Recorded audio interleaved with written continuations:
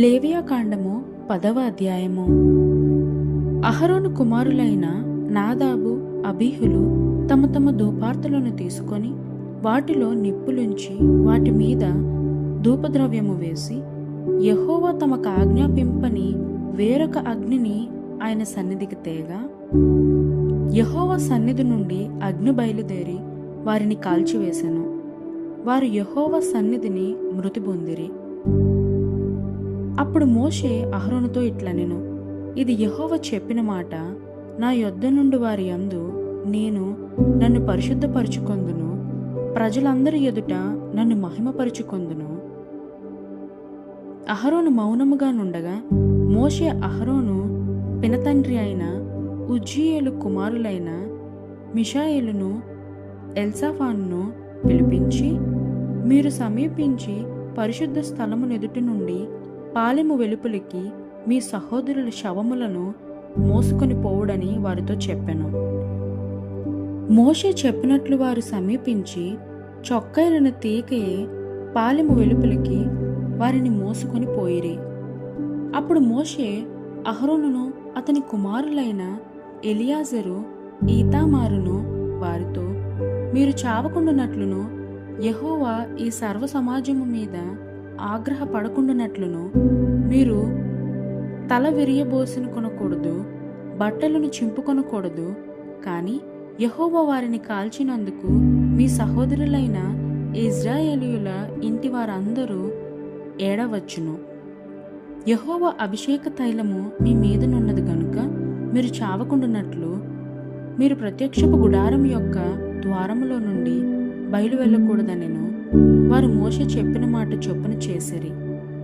మరియు యెహోవా అహరోనుతో ఇట్లనెను, మీరు ప్రత్యక్షపు గుడారంలోనికి వచ్చినప్పుడు మీరు చావకుండునట్లు నీవును నీ కుమారులను ద్రాక్షారసమునే గాని మద్యమునే గాని త్రాగకూడదు. మీరు ప్రతిష్ఠింపబడిన దాని నుండి లౌకికమైన దానిని, అపవిత్రమైన దాని నుండి పవిత్రమైన దానిని వేరు చేయుటకును యెహోవా మోషే చేత ఇజ్రాయేలులకు ఆజ్ఞాపించిన సమస్త విధులను మీరు వారికి బోధించుటకును ఇది మీ తరతరములకు నిత్యమైన కట్టడ.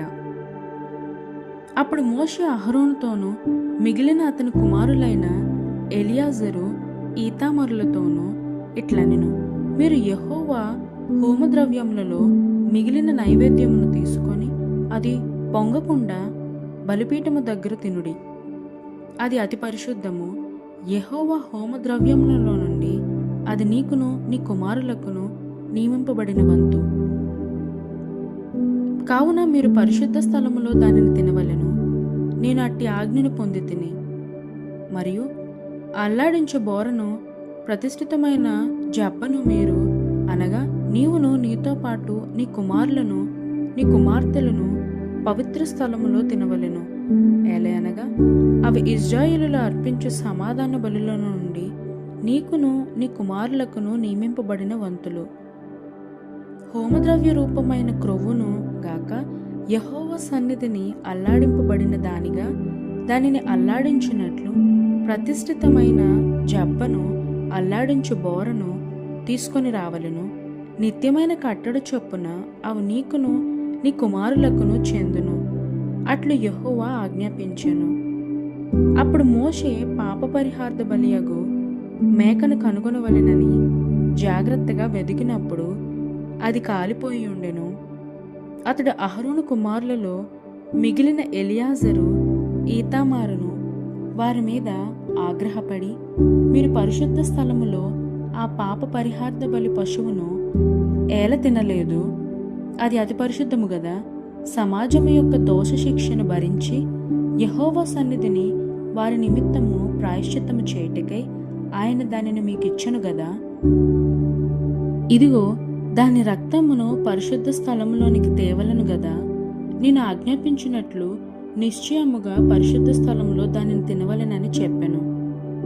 అందుకు అహరోను మోషేతో, ఇదిగో నేడు పాప పరిహార్థ బలి పశువును దహన బలి ద్రవ్యమును యెహోవా సన్నిధికి వారు తేగా ఇట్టి ఆపదలు నాకు సంభవించెను. నేను పాప పరిహార్థమైన బలిద్రవ్యమును నేడు తినిన ఎడల అది యెహోవా దృష్టికి మంచిదగిన అనెను.